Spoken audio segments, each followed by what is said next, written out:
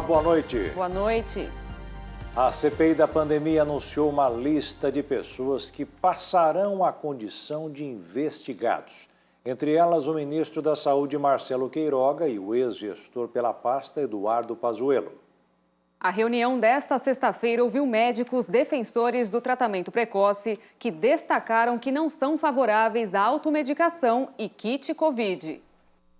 A CPI da pandemia ouviu médicos defensores do tratamento precoce contra a Covid-19. Os convidados foram Ricardo Zimmermann e Francisco Eduardo Cardoso Alves. O tema é controverso. Na sexta-feira passada, a CPI da pandemia ouviu médicos que sustentam que não há comprovação científica sobre remédios contra a Covid-19. Hoje, foi a vez dos médicos que defendem o contrário. O relator da CPI da pandemia, senador Renan Calheiros, se recusou a questionar os médicos. Ok, eu não quero lhe obrigar, mas é 2 pesos e 2 medidas. Quando lhe interessa questionar quem o senhor quiser questionar, que como questionou aqui tem cientistas, aqui tem médicos que trataram pacientes. Que eu não tenho que perguntar. Não tem porque não lhe interessa. Não tem porque não lhe interessa. O papel que Vossa Excelência está fazendo aqui também é deprimente. Não é.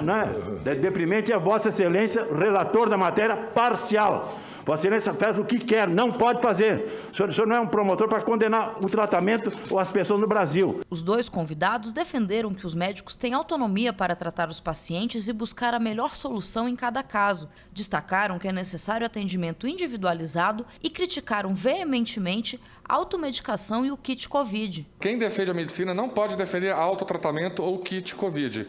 Eu, inclusive, desconheço esse termo kit Covid, porque o que eu vejo aí sendo falado como kit Covid, para mim, é algo que eu não faço na minha prática clínica e todo mundo que trata pacientes com Covid não faz.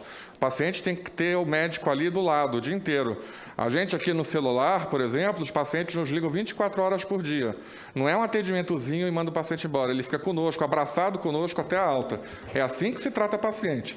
Todo o resto está errado, inclusive prescrição ou divulgação de eficácias de tratamento fora desse ambiente. Quem tem que dar satisfação para o familiar dele, se ele for mal, não é a Organização Mundial da Saúde, não é nenhuma sociedade, não é nenhum coletivo, é nós.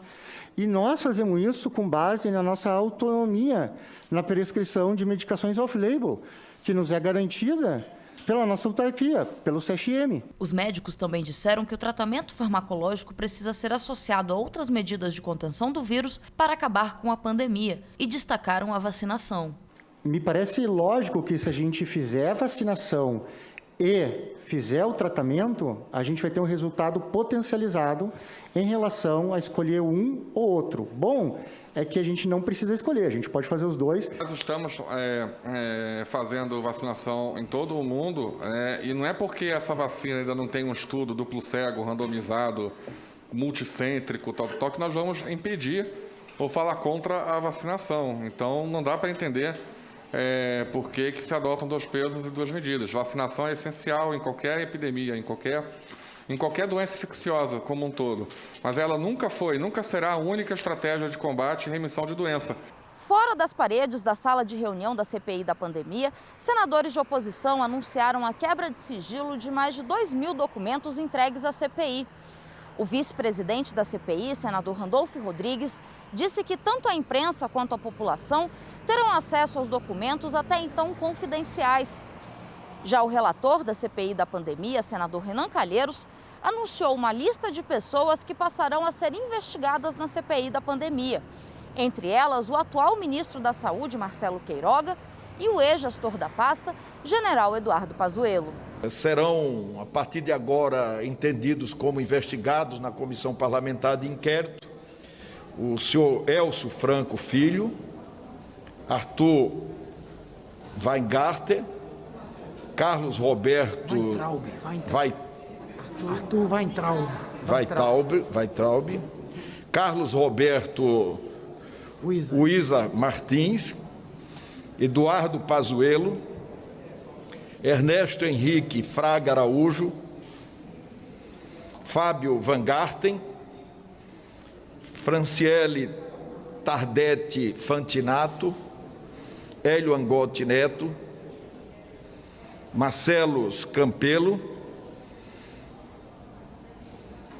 Marcelo Antônio Queiroga Lopes, Mayra Isabel Corrêa Pinheiro, Nise Yamaguchi, Paulo Marinho de Andrade Zanotto e Luciano Dias Azevedo.